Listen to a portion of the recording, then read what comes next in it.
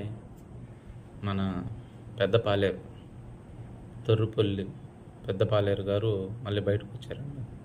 వచ్చి పవన్ కళ్యాణ్ గారిని ఇంక చెప్పిన మాటలే చెప్తుంటారు. కల్తీ మద్యం పట్టుకుంటాయంటే కలుగులో దంకోనంటే పవన్ కళ్యాణ్ గారు కల్తీ మద్యం పట్టుకుంది ఎవరు? ఏ గవర్నమెంట్లో కల్తీ జరిగింది? ఏ గవర్నమెంట్లో పట్టుకున్నారు?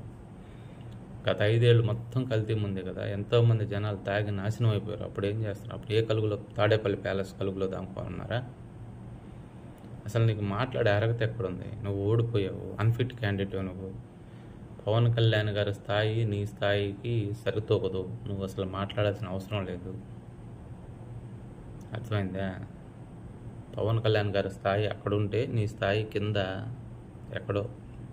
అసలు నీకు ఆయనకి సంబంధమే లేదు. అసలు ముందు తాడేపల్లి ప్యాలెస్లో నుంచి బయటకు వచ్చి, ఆ కలుగులో నుంచి బయటకు వచ్చి అసెంబ్లీకి వచ్చి ప్రజల కోసం పోరాడమని మీ నాయకుడికి చెప్పు. పవన్ కళ్యాణ్ గారి గురించి కాదు మాట్లాడటం. మీ నాయకుడికి చెప్పు.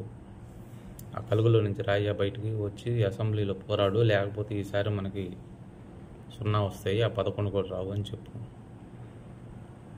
గత ప్రభుత్వంలో ఎన్ని అరాచకాలు జరిగినాయి అవన్నీ మళ్ళీ ఎన్నిసార్లు చెప్తాను, చెప్పలేక నోరిపోతా ఉంది. మాకే సిగ్గుపోతుంది. నీకంటే సిగ్గు శరం లేదు బయటకు వచ్చి మాట్లాడుతావు.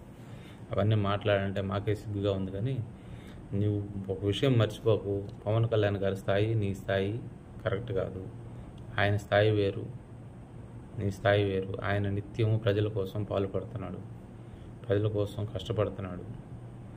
ఆయన ప్రజలకు ఏం సేవ చేయాలో ఆయనకు తెలుసు. ఎప్పుడు ఎక్కడ పోవాలో, ఎప్పుడు మాట్లాడాలో ఆయనకు తెలుసు. అసలు నీ బందరకు నువ్వేం చేసావు 5 ఏళ్ళు? ఇవాళ పిఠాపురం వెళ్ళి చూడు, పిఠాపురం గురించి మాట్లాడి ఆడికి తంతరు నిన్ను. ఆయన ఒక్కసారి ఎమ్మెల్యే అయినందుకు పిఠాపురం రూపురేఖలు మారిపోతున్నాయి. నువ్వు బందరికి ఏం చేసావు? సిగ్గుండాలి నీకు. నువ్వు అసలు మాట్లాడే మనిషిగా నువ్వు బురదలో పంది, నువ్వు ఒకటే, ఇంకేం లేదు.